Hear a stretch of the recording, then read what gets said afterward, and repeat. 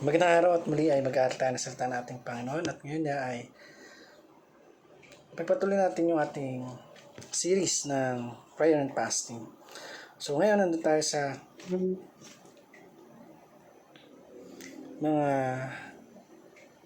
great problems that need require solution. Ito po yung title ng ating topic ngayon. So basahin natin yung Esther 4:50 hanggang 16. So sabi dito, ito naman ang pinasabi ni Esther kay Mordecai. Humayo ka, tipunin ng lahat ng Hudyo nandito sa Susa at mag-ayuno ka para sa akin. Huwag kayong kumain o uminom sa loob ng 3 araw. At ako at ang mga alipin kong babae ay mag-aayuno rin.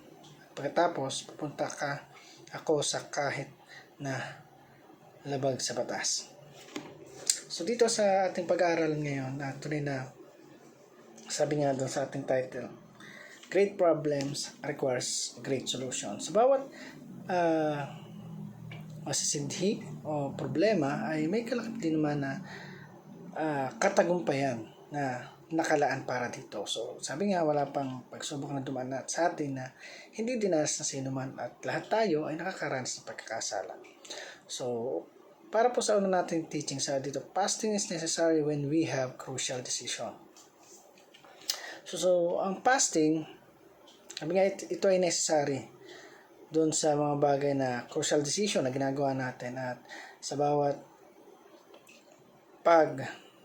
desisyon na ginagawa natin, mahalaga talaga na hingin natin yung katalinuhan, karunungan na nagmumula sa Diyos upang ibigay sa atin yung mga bagay na makakatulong sa atin para improve yung sarili natin at maging ang buhay natin. Pangalawa, sa dito, fasting is necessary when we need God's intervention. So, ang fasting ay malaki yung maitulong sa atin sa mga bagay na ginagawa natin. Ang Panginoon lamang makakatulong sa atin para maging maayos at maganda yung pamumuhay na mayroon tayo. Maitama yung mga pamumuhay na baluktot o mali sa harapan ng Diyos. Number 3, sabi dito, fasting is necessary when we are in desperate situation. So ito yung mga sitwasyon na kailangan natin gawa ng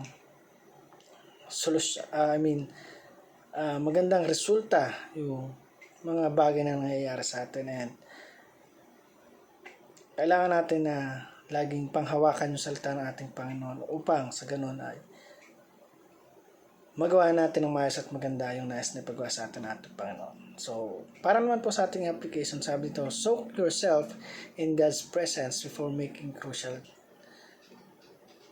decision. So, kailangan talaga natin na yung sarili natin isoak, baguhin, salain, at patuloy na gawing bago lagi sa harapan ng ating Panginoon. So magkaroon tayo ng araw-araw na pagbabago sa sarili ng bawat isa sa atin. Bagamat hindi bigla, pero sabi nga, ay kung gagawin natin to, ay gawin natin to ng bukal sa kalooban ng bawat isa sa atin. So number 2, secure victory in God's court when in desperate situation. So let's secure victory in God's court. Lagi nating ipagtanggol, lagi nating alamin yung mga bagay na makakatulong sa mga desisyon na ginagawa natin. Let's secure victory in God's court when in desperate situation. Number 3, sabi daw, seek the help of fellow believers and fast together. So mahalaga talaga na tayo ay patuloy na nagtutulungan, nagkakaroon ng pagkakaisa. At humihingi tayo ng tulong kapag kailangan natin ng prayers or something na alam natin na matutulungan tayo ng kapwa natin mananampalataya. At mahalaga rin na sa pag-ayuno ay nandoon na magkakasama kayo, masaya kayo, at yung nagiging prayers nyo para mas mapatatag ito ay napaka-importante talaga na malaman ng Panginoon, nakita ng Panginoon yung changes sa buhay ng bawat sa atin. So, I hope may malaking naging impact ito sa buhay ng bawat isa sa atin. So, kung may mga problema tayo na pinagdaraanan sa buhay, huwag kang mag-alala dahil lahat tayo ay subject dyan. And ang kailangan natin is maging mapagtiwala sa Diyos na lumikha sa buhay ng bawat isa sa atin. So, thank you for watching this video. I hope you learned something and God will bless you more. Thank you.